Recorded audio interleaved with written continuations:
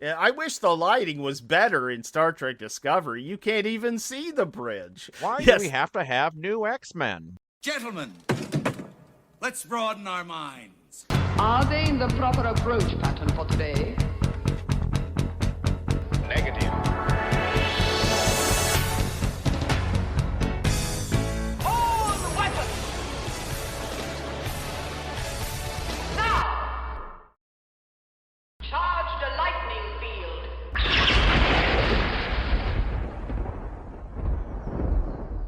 I mean, really, if you look at the totality of the history of the Sci-Fi Channel, that's what they're trying to do almost from the get-go, Yeah. of trying to expand, be hipper, be cooler. They wanted the sci-fi fan audience, but they also kind of loathed it and wanted anything else but that. Yes, that's true. If that advisory board had been on board the whole time during its actual execution, things might have been different. But because both of the big guys they had on the advisory board died right before it premiered, I think it just kind of was left up to network executives and studio executives and not anybody who really had skin in the game. Yeah. But you also wonder, have we ever had anything that was, I mean, I think maybe like an ESPN. I think that has innately sport fans who made a sports show True. about sports. That's a good parallel, actually. I think ESPN and Sci-Fi Channel are relatively decent parallels. Granted, there's a more broad mainstream appeal to sports, so that's an easier one to expand and do their thing and find their niche. But the Sci-Fi Channel, and I think in relative parallel, the Comedy Channel, later known as Comedy Central, does something similar where they find these niche avenues and then they get people in charge who understand it, then kind of guide the direction of it. I think Sci-Fi, it's one of the biggest problems is that the guys they picked both die right before the fucking channel premieres. Well, you had the people who were actually behind it. You know, they were like, oh, we think this would be good and make money. Right. They were not like, I love science fiction and want to make something devoted to science fiction. This is a great idea. It has legs. People will come to this. Let's make it happen. Yep. So, I mean, you're coming from it not from a passion of the product, but a desire for the consumer. True. Which is why, like, it's sad when Roddenberry and Asimov die. If they had lived, they might have worked as essentially executive producer roles of the network instead of just being run by network execs that don't give a shit about the content, just finding a consumer base. It's possible, but I mean, the Sci-Fi Channel never got off the ground without the giant corporate interest. Of course not. I'm not exactly sure they would have necessarily kept these sci-fi writers on board to guide the boat. I feel like with the Sci-Fi Channel, as we talked about in the last episode, the idea came from a dude at a Blockbuster where they were like, sci-fi fans are super loyal and rabid, and so they'll always come back. So they did a brilliant thing, to be honest, something that they probably wouldn't do today with the Ellisons of the world. When they brought on Asimov and Roddenberry, two different sides of the coin, one a legitimate writer, the other sort of a failed writer, but found success in producing television in the genre. That's how they got the gears moving and got it on the air. I feel like if they had kept up with the idea that the brains behind the network, at least overseeing some influence, even just the little that they did already, I think kept it legitimate in that sense, instead of just being an empty space. Now you have Pluto TV and Roku TV and all that shit where they have these channels where they get IP in syndication and then run it in subgenres, more and more specific subgenres as you go. There's a Murder, She Wrote channel on Roku TV and Pluto TV. This was a cable network, which was different. Today, the streaming channels are a different animal. They're more of a diluted version, but also more specifically targeted version of what the Sci-Fi Channel is. One of the reasons we wanted to talk about it was because I feel like it's the beginning of that shift into the way new media is consumed. There's the awful corporate side where they're like, well, we have all this IP, we have all this stuff that's just sitting around that does have a fan base that has already been made. It's on Betamax tapes sitting somewhere. Why don't we just create a thing so that people can watch it? Fox had just come out as a network. So it was the first time there were 4 networks on American television. And so cable networks became a thing. It's where you get HBO and Cinemax and Showtime and all that. We talked about that a little bit last time. The Sci-Fi Channel, I think, was maybe the first real, genuine foray into niche marketing, which required very little original programming and had a rabid audience. You know, it's a brand, but an entire genre of things that people really want to see. A certain demographic of people have a vested interest in. It's kind of like when magazines were still big. You could get a sci-fi magazine. You could get Star Trek Communicator, the magazine. If it helps. Slam. Do you remember Slam, the basketball magazine? Maybe? This was at the time when they had things like Wizard. They were printing magazines that were very niche based. Before that, all you had was like Sports Illustrated. But in the 90s, you had like Slam magazine, which was the hip, cool version of a just basketball magazine. The Sci-Fi Channel was that sort of, it was one of the first attempts to break into niche markets.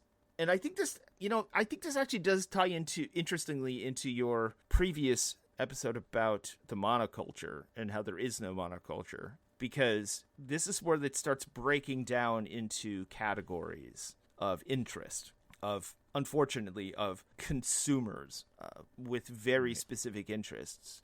The proliferation of outlets and the ability for average consumer to, have their selection of what they want to follow. They're not just reading Time magazine. Right. They're not just watching CBS News. Right. Now they can go to CNN. They can go to MTV. MTV, I think, is another great example, because it's long before this, but I think it's one of those niche things that really started changing that landscape. Years after that, then MTV had its downfall, which is really what happens to sci-fi as well. And we'll theoretically get to that. But yeah, so my premise was that it was almost like what the magazine niche was when print was still relevant. The idea that you could cater to an audience that throughout most of American pop culture history wasn't represented, and definitely wasn't as focused on very specific interests. And so when sci-fi comes out, it fills this void. You got to watch things that either, if you were older, you had seen as a kid, or discovering for the first time. It filled a niche set of interests. It's a lot of stream of consciousness there. So, yeah. It's just a little scattered. By the way, this is Dispatch HX. I'm Skip. I'm Jake. Yeah, it's true. This is our show. We talk more off camera about this stuff than we do on actually recorded. So it's... You guys should be in the room. It's chaos, and also somehow like doing, a poetic dance. It's this beautiful... collaboration that we've enjoyed for a very long time, and that's why we do the show. Imagine a large, early high school kid with a stick in a garage twirling it as if it was a lightsaber, but the audio form. That is us. But also, now as adults, feeling completely justified.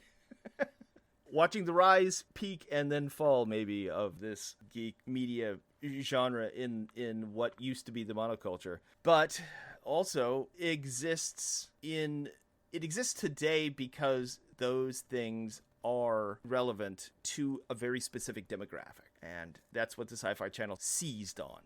Contemporaneously, even though, like you and I talked about how there is no monoculture, everybody's seen the Avengers movies. And if public opinion, if there is a superhero fatigue, if the mainstream culture decides they're done with superheroes like they were done with Westerns, no matter what, there was always this certain demographic that was going to be into this. There are always going to be certain people who read romance novels. There are always going to be certain people who watch sci-fi, who read sci-fi books, who read comic books. This was sort of a very early attempt to tap into that demographic. The advisory board of Roddenberry and Asimov, I think, genuinely took that seriously. They weren't being patronizing or condescending about it. Today, it's a little different in a lot of ways. 30 minutes before we did this. The lead up to the debut of the Sci-Fi Channel had these ominous promos. They forewarned of something that was coming for you. In New York, Leonard Nimoy was drug out in front of cameras as the master of ceremonies for a launch party held in the Hayden Planetarium. Leonard Nimoy has a long history of donating to planetariums. The Griffith Observatory, he pledged something like $5 million to the expansion. If you've ever been there, it fucking rules. His wing is awesome. They really wanted to make this a big event. And as we talked about before, the only original programming that the Sci-Fi Channel did was Faster-Than-Light Newsfeed, which was a fictional and honestly horribly written and cheesy in every aspect, both writing and special effects. Welcome to Comlink Satellite Service. You have selected Faster-Than-Light Newsfeed for Tuesday, 30 January 2146. The World Congress official list of extinct species has a new addition. The once common pigeon is no more. However, Eugene Splice of Clone Styles held an encouraging press conference. The extinct species list is an anachronism. With modern genetic technology, no species need be extinct. As a public service, Clone Styles Incorporated is offering to bring back all extinct species. That's right. If we can isolate a sample of DNA from any extinct species, we can clone it out and bring it back. Leave it to us, and we'll see to it that the only thing extinct around here is the extinct species list. This has been an FTL Newsfeed. Interstitial between the shows that they would show and then commercials they would show, but it had a running narrative for years. Yes, because the premise was that it was a news outlet that was breaking in between programming to discuss whatever events were happening on Mars or with a large corporation or whatever science fiction element in the far year of it was 2130 or it was 2142, so it was I was pretty close. Yeah, you're very close. It was it was literally 150 years after the current time was the premise. Right off the bat, the Sci-Fi Channel was really unique because it presented itself as if you are in the future and this channel is showing you things from the past. And interstitially, they would show you things that were happening in the current time, which is fascinating because like the whole idea is that the network itself is a narrative, that it exists in a different time, which I can't think of a more perfect way to do a science fiction channel. That they're already assuming that you live in the future. And then they're showing you stuff that you've seen from before. Because, like we told you before, their first thing they ever showed was Star Wars. And the FTL Newsfeed presented it as a lost, and this is remarkably ironic, they presented it as someone found the original theatrical release version of Star Wars. Which is total shade on George Lucas. Because this would have been pre-special editions. The special editions by quite a few years, actually, because that wasn't until 96, right? Didn't he release the special editions before the prequels? It was like right before the prequels. Which means this is just prescient. Yes. Yeah. They just found the original theatrical release of Star Wars, which you cannot find. They don't exist anymore. Kind of like when the Beatles did Let It Be Naked or whatever, and he just... Yeah. The FTL Newsfeed was... essentially a fictional short form interstitial starting from the year 2142. And they were oftentimes just bumpers to shows that they would premiere, or they would show shows that were old or were basically just they were available for syndication, but not ever shown on networks except maybe on, I don't know, Saturday mornings or Sunday mornings on some other whatever network needed to fill programming. Yeah, because at the beginning of the Sci-Fi Channel, they did not have the library. Like, not all the deals were inked and everything. And so they didn't have access to a lot of programming. And they only had a small budget. So a lot of the stuff you got were old programs that they could easily get access to. Flash Gordon, old serials, your Buck Rogers. Dark Shadows was something that was like one of their bigger shows they had at the time. Mm-hmm. They were able to show Doctor Who, even Star Trek, Incredible Hulk. Technically, they didn't have Star Trek. They had Star Trek, the animated series, They didn't end up getting Star Trek till 5 or 6 years into their existence. Because originally, at this time, The Next Generation was on. That was really exciting. The only place you could get see Star Trek was on old reruns, but they did not have access to that, and they could not afford those at the time. So you just had these old things, like old Lost in Space, or smaller shows that just hadn't ever really found an audience, with the Time Tunnel or the Voyagers, stuff like that. But essentially, early on, it was old horror movie reruns, old horror sci-fi movie reruns, and more like older or smaller TV shows that they could easily get access to. That's right. Yeah, they did start having their own programming come not too long after. They had a show called Sci-Fi Buzz, which is kind of like the Entertainment Tonight for science fiction. Wow, that takes me back. I remember that. Yeah. This is when like Entertainment Tonight was still new and interesting. And you'd have a couple hosts, and they'd talk about, hey, they're making a Batman movie. How about that? Let's discuss this kind of thing. This was the only place you got this, or in newsletters, or Starlog magazine, things like that. But on TV, nobody was talking about this stuff, especially not just science fiction fantasy things. On Sci-Fi Buzz, they also had a running segment with Harlan Ellison, and essentially Harlan Ellison hates this, and he would just rail against whatever thing was in sci-fi pop culture at the time and how much he loathed it. He and Gene Roddenberry hated each other, like, with a passion. In fact, Harlan Ellison sued Gene Roddenberry for altering his script for one of the greatest original series episodes of all time, The City on the Edge of Forever, which was originally called Edith Keeler Must Die, which, by the way, spoiler alert, you're giving it away in the title. Gene Roddenberry rewrote it. Harlan Ellison sued him. There was this big thing, and there was a long, protracted lawsuit or whatever about it. What would be the analog today of a Harlan Ellison thing like that? It'd be like, I don't know, like John Oliver? No, I think the Harlan Ellison thing would be Tucker Carlson? I don't know. See, you're going you're going politics. Well, so you need to have I'm thinking format. Something that's actually on. Just I would think I would think is like the old Andy Rooney on 60 Minutes. Yeah. 60 Minutes. But if it was George R.R. Martin and come on and talk about how much he hated the new Spider-Man is bullshit. Yes, the humorless Andy Rooney, where he just rant about how much I actually watched the 60 Minutes one time as a kid, I remember, with my grandparents, and he was just talking about how much he hates the way that cereals are named. And I'm like, get the fuck out of here, dude. Come on. But that is such... Tom Hardy's voice as Bane is bullshit, and I hate it. Yeah, I wish the lighting was better in Star Trek Discovery. You can't even see the bridge. Why do we have to have new X-Men? They had that. They also had a Canadian import TV show called The Anti-Gravity Room, and this focused on video games and comic books. They would show news and interviews. They would be promoting new game system things. This is a proto G4 program, but it was this is the early 90s. This is brand new, and they're showing Sega Saturn's coming out. Here's this is going to be, really breaking the ground. It unfortunately didn't get a whole lot of footing, didn't last super long, but the beginning of what would really take off and become a thing 20, 30 years down the line. Man, way ahead of its time. If it had premiered now, it'd be huge. But the issue is that if it didn't exist already, we wouldn't have what we have today. True.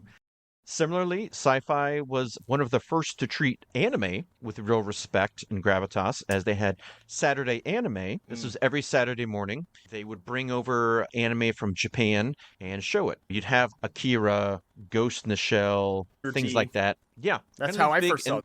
Yeah, for a lot of people, this is their first foray into what anime could do. It didn't last forever, but eventually they had Animonday, and they kept anime programming going through a lot of Sci-Fi Channel's run. But as just breaking out of the 80s and then showing anime on cable TV, it just wasn't happening. It wasn't happening. They weren't necessarily the first people to show anime, but they at least didn't approach it as just kid stuff. This was stuff for adults to enjoy. Relatively parallel to the creation of Sci-Fi Channel, the Cartoon Network used to show Japanimation, is what they called it, and that they would often show anime imported from Japan. And Cartoon Network is another very similar sort of niche network that came up around the same time. That's all I had to say about As they they got deals with Paramount and things, they were able to get more programming. This is where they started having some bigger shows that came on, or some interesting things that only they did. They were at the forefront of doing letterbox showings of programming. They did letterbox showings of Star Wars when they got Babylon 5. They hosted special letterbox showing. That was the original format of Babylon 5, so they showed it in letterbox. Now, again, they didn't have, every TV was square at this time. There were no widescreen format. This is, again, decades ahead of its time. And if you showed that, probably everybody turning on who was above the age of 35 is like, why are there black bars on my TV? 100%. 100%. Yeah. Yeah, I was going to ask you. It was the forefront. I remember people complaining about that all the time when we did the switch over to HD. Because I was working in TV when we switched over from 4:3 formats to not only just to digital, which was also the same time they switched over to 16:9 formats. So like letterbox. When you go to a theater, you're not looking at a square. You are looking at a long, elongated rectangle. That's a wider frame of vision. And that is how films are shown. Now, when they would be ported over to televisions, they would cut them up. And so you would cut off the sides and you'd lengthen the top and bottom so it fit the whole screen.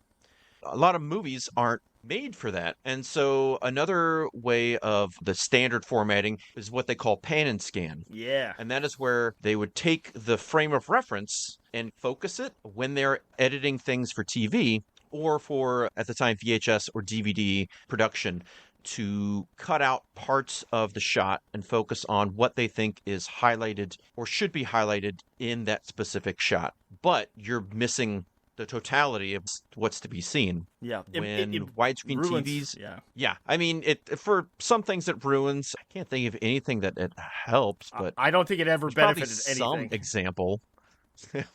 I'm sure there's something, but essentially it was always, I mean, that's why if any of the connoisseurs, especially like when you're growing up in the 90s and 2000s, especially as someone who worked at a video store, was a cinephile, I wanted widescreen format, I wanted letterbox, and I had to explain to people as they come up and rent their copy of Mrs. Doubtfire, why is I'm getting it this way. But when they're renting a copy of Lawrence of Arabia and it's in letterbox, why are there these black bars on the top of my screen? I'm like, this is the way it's shot on anamorphic widescreen and 6:9, and they don't really get that. They're just like, you're cutting off most of it. All I'm seeing is black everywhere. And I'm like, this is how it's meant to be seen. If you just want to wait 10 years, you're going to have a TV that fits this and it will make sense to you. Because we're working at a video store and we're from the future. So we can tell you right now, this is how it's going to go. I know things, and sir, you're stupid. Yep, that's the summary right there. Yeah. Yeah. I saw you just come out of the beaded room, take your East Eats West Volume 5, and go enjoy it. Yeah, I see you have your copy of the Asian Invasion 16. You know what? That one was shot in 3x4 at that point, so it's okay. And if not, it doesn't fucking matter. They will pan and scan to the insertion shot for you specifically, sir. No worries. That is something that they were doing early on in the time. And then a few years in, they finally got access to some bigger shows, and they got Star Trek, the original series, which was a little late, and they still didn't have access to the next generation, but they did have the original series. And when they would show it, they would have cast members in between the commercials. They would talk about their filming process or give little anecdotes about the episode or whatnot, just kind of things to spruce up the feel and the whole Star Trek experience. That was to give legitimacy to the network in and of itself. Not only was Star Trek about to hit its absolute peak in the 90s, but they wanted to give legitimacy to the network itself. And so by bringing on actual actors and actual celebrities to come on and talk about the programming, instead of it just feeling like they're showing syndicated television on loop with no oversight or no thought behind it, which is what we have today, it was curated. That's what it felt like. Get us into the late 90s? In that middle ground, that time, right after it premiered, they're very experimental. They do promos and they do every now and then like short form original content to keep people engaged. And this was definitely at the direction of the original advisory board, who unfortunately were already dead. But the vision that they gave to the Sci-Fi Channel Their directives were to keep their audience engaged because otherwise it just feels like you're watching. And boy, this is going to date the entire thing. It's almost like if they hadn't done those things, it would be like watching a UHF channel. What's a UHF channel? I'm glad you asked, Jake. For people our age, and we're not even that old, but technology changed. UHF is like before my time, really, in a lot of ways. I'm a year older than you. I don't know. It's not that. I'm not even a year older than you. Back when television was television, when we only had 3 networks.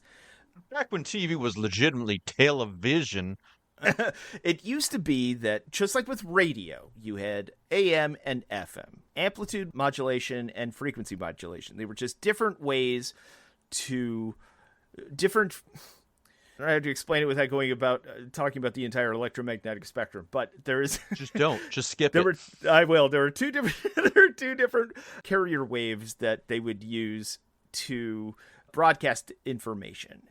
AM was the original radio, and then FM was, think of it as a more advanced radio. And still to this day, you can switch back and forth between the two. They both still broadcast. AM is mostly populated by public radio and religious content, and it's crazy if you try and scan the AM networks going through any place in the Midwest or the South. The same with television. There was VHF and UHF. And so there was a basic platform for broadcasting analog television, UHF. And then later they had a more advanced version, VHF. And if you've ever seen the movie UHF, fantastic film by Weird Al, the weirdest Albert. I don't know why I said it so formally.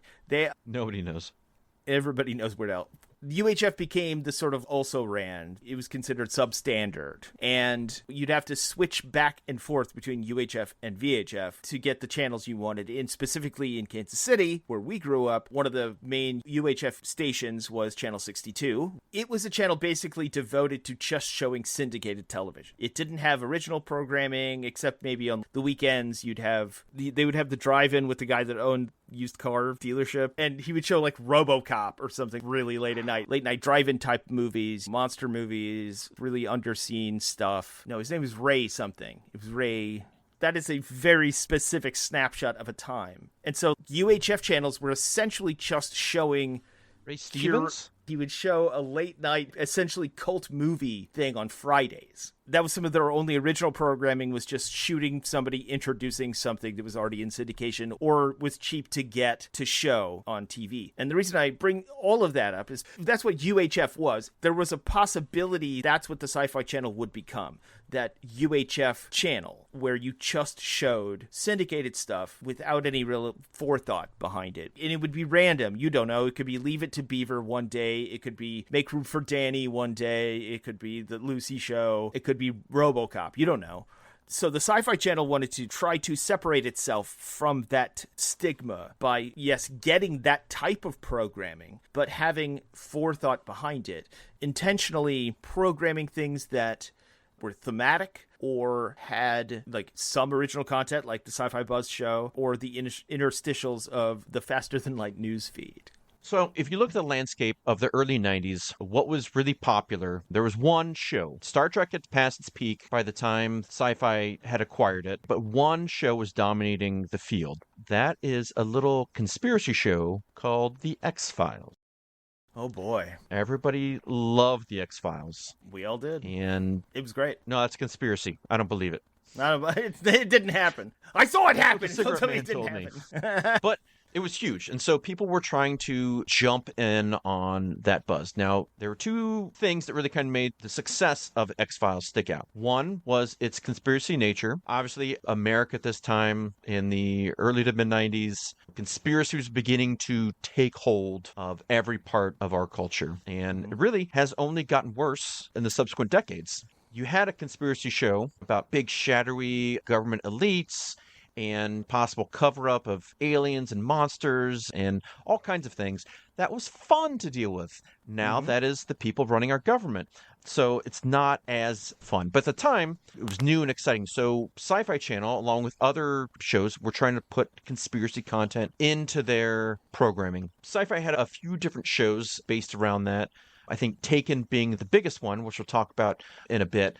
but none of their stuff really ever had the impact or the excitement or the quality that X-Files did. So just because you have something similar doesn't mean it's going to be great. You can have the Avengers. Just because Morbius is also a comic book based property does not mean it's going to be good or anybody's going to want to watch it. Two, they put X-Files on at the dreaded Friday time slot. Oh, yeah. Generally, any show that you put on the Friday time slot is mostly a death slot. Friday night is the biggest time for people not to be watching their TV. It's that and Saturday night. So putting on what was the biggest show in the United States, it was amazing that it was doing so well, but it was so good and people wanted it so bad, they would stay home and make it appointment television. Now, big time. As Sci-Fi did their programming, they tried to do a similar thing and thought, Sci-Fi people, they're staying home. They're not going out on dates or anything. They're cracking a bag of Funyuns and sitting on their couch and watching stuff.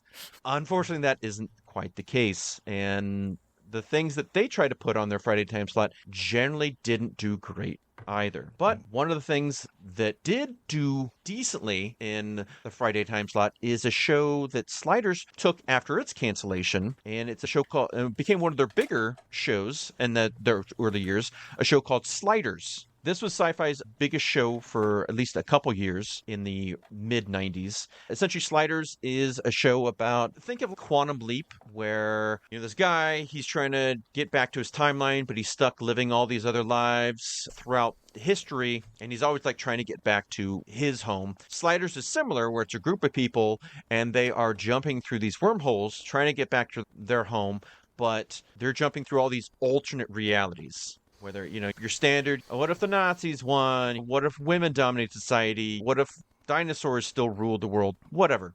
It was just every episode was the reality of the week. It's a fun show. It did pretty well. But as Sci-Fi, the first 2 seasons, Sci-Fi, they tried to change the formula. They changed casts. They tried to make it a little hipper and sexier, to diminishing returns every time. Now, this was in the beginning of what I would call the hipper, sexier revolution of Sci-Fi. And this comes from kind of the person who started Fox and some of her proteges. Now, I'm going to give you a little bit of history on that so you have a better sense of what I'm talking about. I'm glad you brought up Sliders, and maybe we should end on Sliders because we've been going for so long. But Sliders is really an important pillar in what we're talking about with the Sci-Fi Channel, because Sliders was a show that was produced on Fox first and then canceled by Fox, but picked up by the Sci-Fi Channel. This would become a model that the Sci-Fi Channel would use in expanding its repertoire in original programming by just picking up the production of other shows that were established. Also happened to Mystery Science Theater 3000. Yeah, which we will get to. Yeah.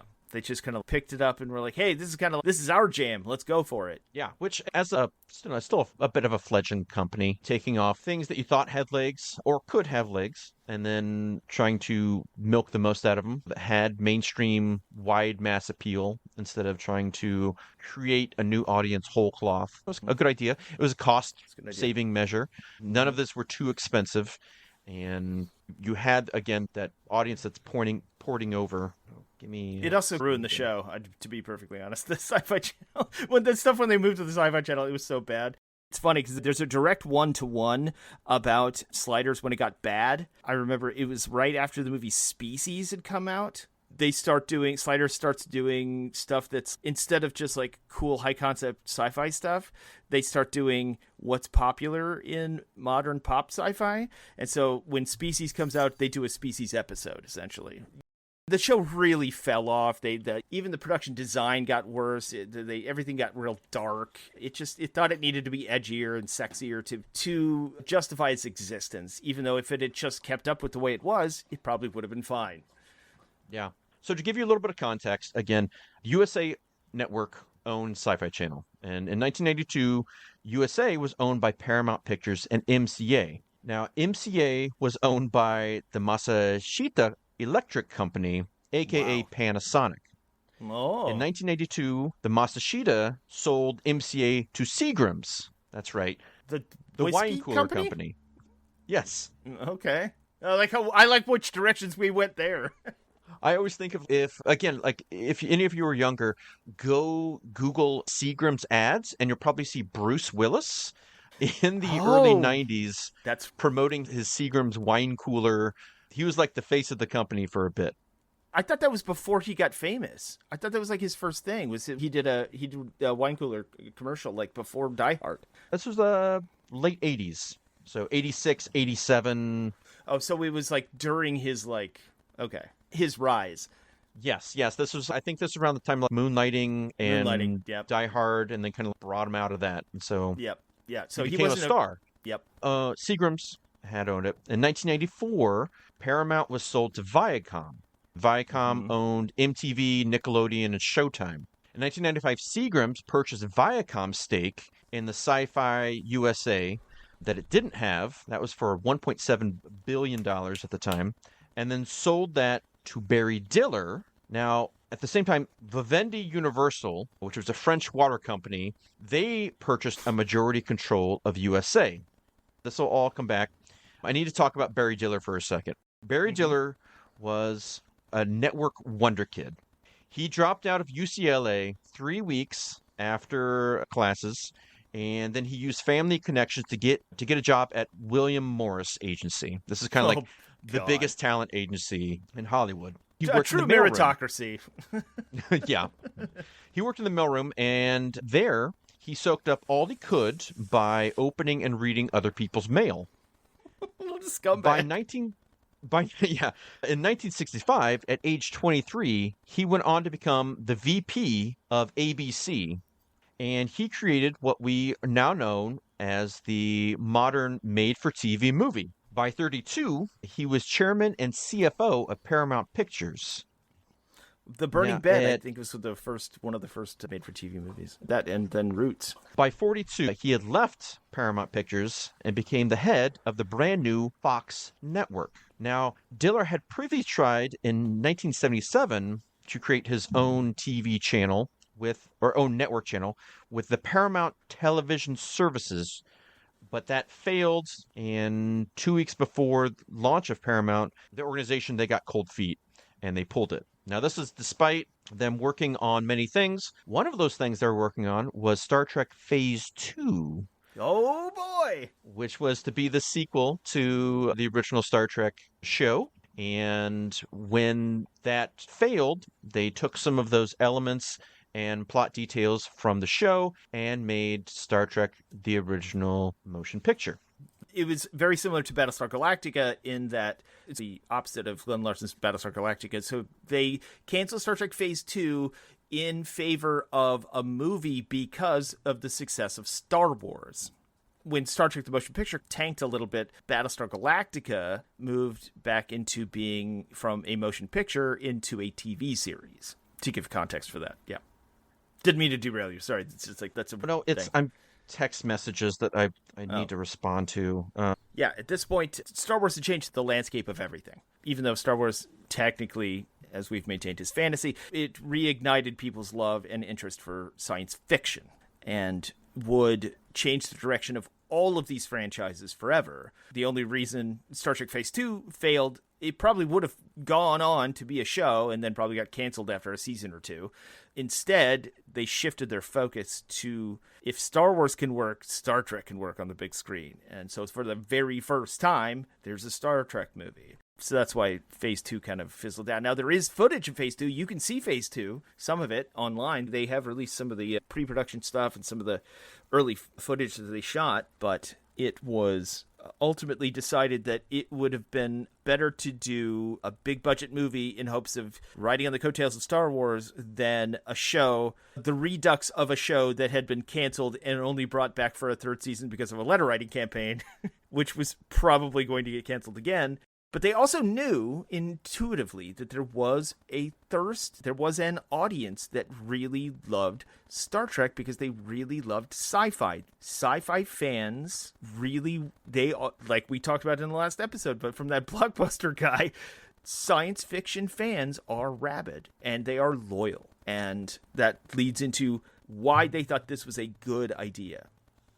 Again, Diller had left Paramount And he's trying to start his own network. And Rupert Murdoch, the owner of Fox, gave him the power to lead the new network, but it was an early struggle. On 8D7, proper primetime launch of Fox, but not much lasted past their first real year. But they found a winning formula. That was to focus on underserved groups, mostly teens and minorities. They had shows like In Living Color and Martin and Beverly Hills 90210 and what are things that people aren't seeing other places? And we will cater to them. And it was a massive success. People flocked to it.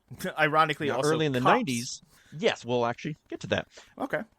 Early in the 90s, the Fox took off, and the big three then became the big four. But in 1992, Diller shocked the industry by leaving Fox. Supposedly there was a rift between Diller and Rupert Murdoch. Nobody ever really knows. But he left Fox, and out of the blue, he bought part of QVC. Oh, wow. A strange move, but he took the money that he had from working at Fox, and he built up and bought QVC. From there, he sold part of that and went to buy the Home Shopping Network. And then he bought controlling interest in USA, Sci-Fi, and other over-the-air stations. Now, in 1997, there were rumors of him wanting to create a seventh network, UPN. In 98, Diller bought Ticketmaster and some other things, and was one of the early examples of vertical integration in corporate maneuvering, something that was commonplace now, but truly novel at that time. That these all violate monopoly statutes, but are now completely overlooked. Yeah, that's all long past. Diller had a lot of control over at USA Network and with Sci-Fi Channel. Essentially, he forced Kate Kopowitz out, the woman that we spoke about last episode, who took the reins for creating the Sci-Fi Network from the original two idea holders and brought it to USA Network and made it extant. Diller kicked her out, and in her place, he put Stephen Chow and Bonnie Hammer. Now, Chow had created America's Most Wanted at Fox, along with Cops. And when Diller had left, he had been made president of Fox, but he was fired after 10 weeks on the job. So when he left Fox, he came over to the Sci-Fi Network to take over a big chunk of their programming. Now, Bonnie Hammer, she was the other one that came on board through Diller, and she was the one most in charge of Sci-Fi's network after this point. And a lot of people point to her as a key driver of the network's decay. Now, she had worked under Kate Kopowitz and was one of the few that was promoted internally. But once they fired Kate Kopowitz, Diller was like, hey, you do this and you do it the way I want you to do it. This group of Bonnie Hammer and Stephen Chow, their kind of main goal in the late 90s was to make Sci-Fi Channel cooler and sexier. And they wanted to do this by, again, promoting flesh, promoting teen stuff, adding big names and a lot of star fuckery, and trying to get out of the bounds of just being Sci-Fi Channel. Right. Which would lead us down the dark path of not only Sci-Fi Channel not showing sci-fi stuff, but in 1997, they were in charge of the soft relaunch of Sci-Fi Channel under its new name, SCI-FI. There were no longer nostalgia-based programming, but new, expensive original programming, and trying to bring in big demographics. They just don't get it. There's so many examples of that. This is the degradation of an idea without vision from people who understand the thing. Yeah. At the beginning, it had some legs. So, their new block Friday programming, which was the brainchild of Stephen Chow, this was Sliders, Poltergeist the Legacy, which was... We've talked about that. Which we talked about in our previous one of our October episodes. Yeah, that was a good one. Now, this was a partnership between MGM and Sci-Fi, because MGM had produced Poltergeist the Legacy.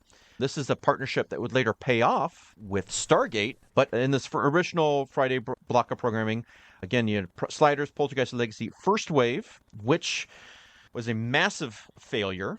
They had originally gave it an unprecedented 3-season order, before a single episode was shot. Wow. They did this because Francis Ford Coppola was the executive producer of that first season, but it was a massive underperform. Now, what did they decide to do to try to get people to get onto the show? Let's make it younger. Let's make it hipper. Let's make it sexier. What if we put Tracy Lords in there? That's right. I forgot about that. To try to get people to watch. Look, she's a softcore diva, and she has tight leather pants and a bustier. Come watch this show. It never worked, but this was the thought process there. With every Poltergeist legacy, with every first wave, there are also positives. In this Friday block, you had one of their biggest and best original programming. That is Farscape, which didn't have any of the hoopla, the press, the big names, or sexy, but not quite the overtly sexual nature. But it went on to become a fan favorite, and honestly, I think one of their best shows they ever made. Yeah, probably. Your post Farscape, then you're getting like your Stargate, some of like their hit and misses. Then we get Battlestar. Then it's mostly downhill after that. Then you get into your reality programming, your game show stuff, your professional wrestling, and then essentially the death of the Sci-Fi Channel. This is going to end on a little bit of a down note, but there was a bright side. These are the kinds of shows they used to show. I think we need to talk about next episode. We'll talk about them bringing on MST3K. Yes. A little bit of stuff. You have to mention Stargate at least, and then Battlestar. And then decline of the channel with all of the other bullshit. And it's funny that we haven't even tackled that period that you and I thoroughly ironically enjoyed, the era of the Sci-Fi original, like Blood Surf and all that shit. Remember that? Yeah. I thought we'd get into a little bit of, as they're like expanding their original programming, then Sci-Fi gets known for making bad sci-fi movies. It's just awful. Then we can get into She-Wolf of London. Hell yeah, finally. People have been clamoring. Sky Surfer Strike Force. These are all things that they had. That's the way it was. That's what the Sci-Fi Channel was in like 2000, 2001, 2002. It was known for showing just shit TV. In fact, all the way up to Sharknado, which is its own phenomenon that we'll have to do. And we can do a summary. And I think that's, you can see where the idea for let's make things hip, cool, big names to get out of that glut that they felt they were stuck in. But that was like that was their reclamation project, though. That's the thing, is that like they had already done this stupid bullshit late 90s thing where they were like, we don't get sci-fi, so what if we make it less sci-fi? And then they tried to reclaim it by doing the wrong formula, and then once again doing the same thing. Let's make it less shitty by making it shittier. That's the cycle that Sci-Fi Channel's gone through. We are right at that interesting point where we both have a lot to say about it. So yeah, I think. All right. Do we even need an outro? Well, let's just do an outro. It takes us like 3 minutes. It'll be fine. It'll be fine. Okay, we're going to stop there because this has already been a roller coaster. And to dive into what we're going into next is going to be its own separate thing. So we're going to pause it here for now. And then next time we're going to not only finish the sort of Shakespearean drama that is the Sci-Fi Channel, but then we're going to talk about some of the good stuff that they did, or at least okay. I shouldn't use the word good. We're going to dive into some of the weird, obscure stuff that Sci-Fi Channel did, or at least it used to show when it was the Sci-Fi Channel and not Sci-Fi with Ys. And now it's even worse. So that is its own separate topic. So I guess we'll pause it here, and then thank you guys for listening to this. Yeah, you do the first part, and I'll do the other bit. Okay, all right. So you already started saying thank you. No, it's fair. I've walked into that trap. We would like to thank you for listening. We appreciate it every single week that we do this. We are back on track after my computer exploded or whatever, and now I have a new hard drive. We're ready to go and editing once again. Make sure that you have followed us on every platform you possibly can. We do try and put out stuff as often as we can. Things are getting much more constant, and that's good. We appreciate every single person that listens to our show, and we want to remind you that we are here to both introduce things that you may not know about geek culture, but also to help revisit and reinforce things that you may already know and love dearly. in that sense, please follow us on social media, which we suck at. Make sure you follow us on all of our major platforms, including Apple Podcasts or any podcatcher that you prefer. And we will be coming up with video content theoretically soon, so look out for that. And make sure that though we are not, we don't get paid for this. This is not something we do for money. Maybe someday, but currently we don't do this for money, so there are no ads and there's no corporate sponsors. This is just us doing our thing, spreading our knowledge, because this is what we know. Please make sure that you follow us on all those platforms, and that we want you to know that we are very thankful for your listenership. Jake, all of that being said, what should they do? Well, ideally they should clean themselves and their place around them up to some sort of reasonable degree. Make sure and tip their waiters, their waitresses, their bar staff, their DJs, their KJs, their AJs, their BJs, all especially. the Js they can find. If you have a corporate overlord, make sure they know that you love and appreciate them.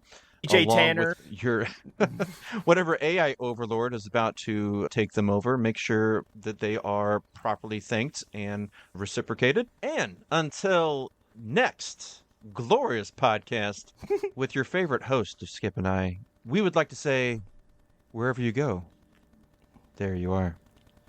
Don't be mean. Please, go away.